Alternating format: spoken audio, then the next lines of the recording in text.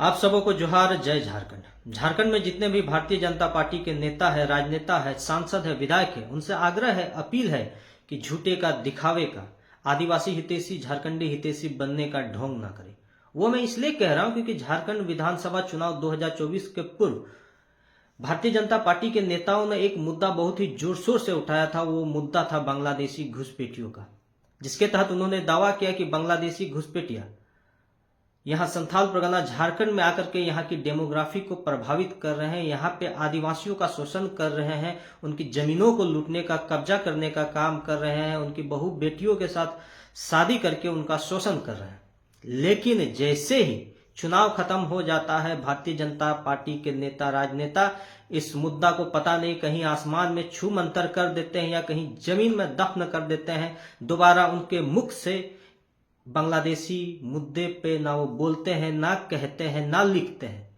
पूछना चाहता हूं, अगर ये मुद्दा इतना ही गंभीर था, इतना ही संवेदनशील था, इतना ही अति महत्वपूर्ण था, तो वो मुद्दा अब कहाँ चला गया? क्या अब यहाँ पे झारखंडी आदिवासी बांग्लादेशी घुसपैठियों से शोषित नहीं हो रहे हैं? क्या अब हमारी बहु बेटियों के ऊपर शोषण नहीं हो रहा है? क्या अब हमारी जमीनों को लूटा नहीं जा रहा है?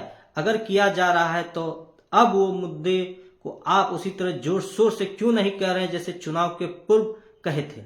या हम मान लें कि ये मुद्दा सिर्फ एक हवाई मुद्दा था, एक प्रोपेगेंडा था, आपका एक बना बनाया एक एजेंडा था, जिसके तहत आपको सिर्फ चुनाव जीतना था, जिसके तहत सिर्फ आपको आदिवासी वोटों का ध्रुवीकरण करना था।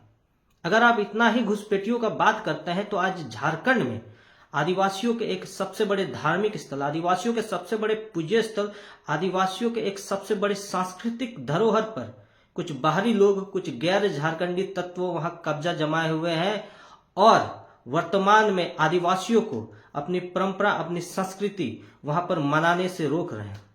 और उसी पूज्य स्थल, उसी सांस्कृतिक धरोहर को केंद्र सरकार ने आदिवासियों से छीन करके जेएनयू के नाम लिख करके दे दिया। तब आपको घुसपैठिया नजर नहीं आता है?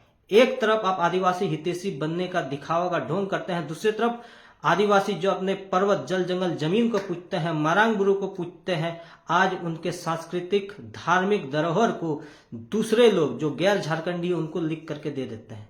ये कैसा दोगला रवैया है भारतीय जनता पार्टी के नेताओं का? अगर इतना ही आपको आदिवासी हितैषी बनने का शौक है, बनना चाहते हैं, तो कई सालों से, कई दशकों से आदिवासी अपनी धार्मिक पहचान को लेकर के आंदोलनरत है। वे अपने लिए एक अलग धर्म कोड की मांग कर रहे हैं। आप उन्हें क्यों नहीं दे रहे? बनिए ना आदिवासी हितैषी, आपको किसने रोका है? आप एक तरफ उनके धार्मिक कोड को नहीं दे रहे हैं, वहीं दूसरी तरफ आदिवासी को वनवासी कह रहे हैं। यह कैसा दोगला रवैया है? यहाँ के झारखंड के जितने भी बीजेपी के नेता हैं, उनसे विनम्र आग्रह है कि अगर आपको आदिवासी झारखंडी हितैषी बनना है तो आदिवासी मुद्दों पे काम कीजिए। आदिवासियों के जो असली मुद्दे हैं, जमीनी मुद्दे हैं, उन पे काम कीजिए। हवाई बातें और बेकार के प्रोपेगेंडा फैला करके आदिवासी हितैषी आप कभी नहीं बन पाएंगे और आप कभी आदिवासियों के नहीं हो पाएंगे। जोहार। जय झारखंड।